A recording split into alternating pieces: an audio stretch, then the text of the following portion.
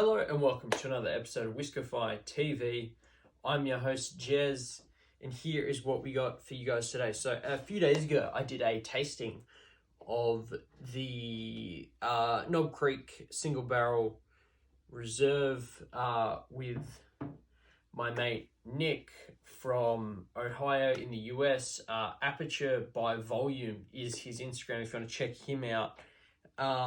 And the video went on, like the live went on for about an hour. So it's like, okay, we cannot upload that because it is way too long. The tasting, it probably went for about a good half an hour and then we're just chatting for the rest of the time. So I just want to give you guys like a brief rundown of what we went through with the tasting, and hopefully I can provide you guys some value. So as I said, I have a bottle of Knob Creek here. The Knob Creek brand is part of the Beam Suntory brand.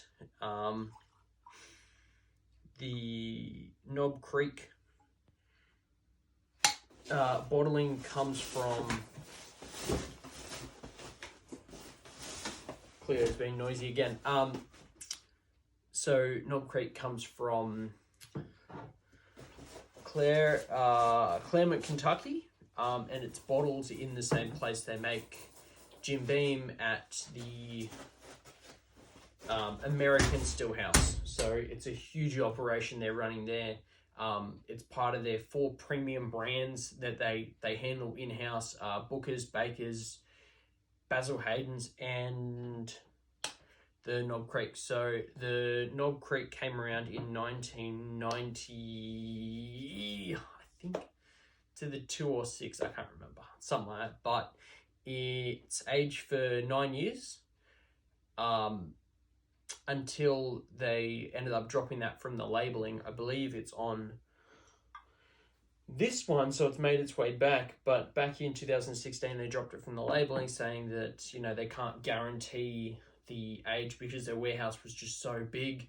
But then they obviously just mixed it in and produced a similar product, but end of 2019 they said it was going to make its way back onto the labeling. So I believe this bottle is from 2018. I can say it's from 2018 because it looks similar to the stuff Cass and I had made when we went to the US, got our thumbprints imprinted into the top of it. So they're basically the same thing, only one's open, one isn't. Yeah, that's about it. It is 120 proof. As I said, aged for 9 years in small batches, which is pretty standard for their brand.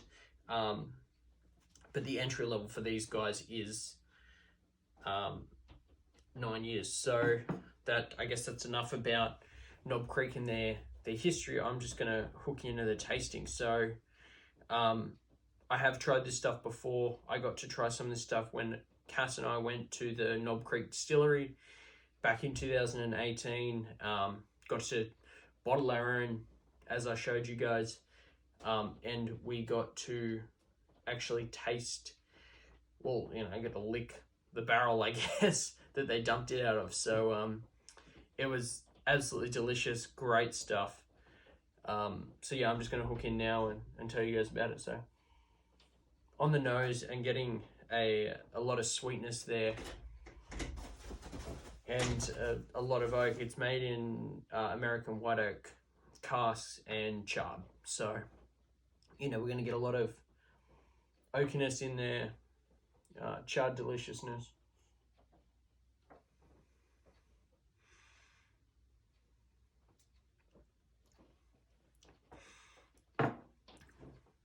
Okay, so this stuff is 120 proof, so we're 60% alcohol.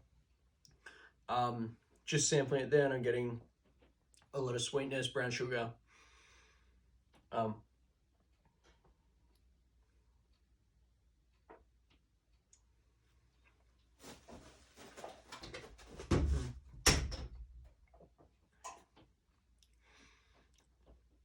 don't know, like fruity, a little bit. It's more oak though.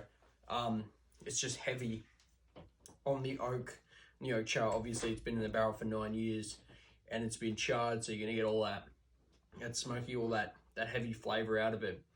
But all in all, it's $120 for 120 proof.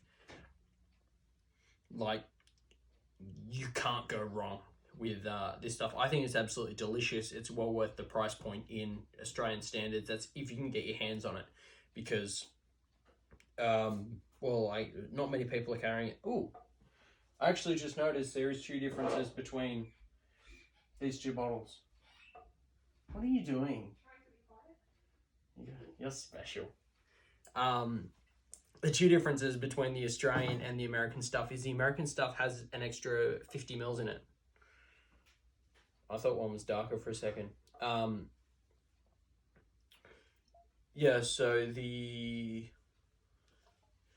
American Knob Creek comes in 750 ml bottles. I guess the Australian stuff comes in 700 ml. So we're losing 50 mils there, but that's okay. I guess we're happy to make that trade-off. So yeah, I'll leave you guys there. Hopefully you guys pick up one of these bottles and let me know what you think about it. I guess this is my Whiskey Wednesday review for a Monday. Hopefully you guys tuned in a live stream. If you didn't, this is a brief recap anyway. So thank you guys for watching. I appreciate it. Let me know what you thought about this review in the comments.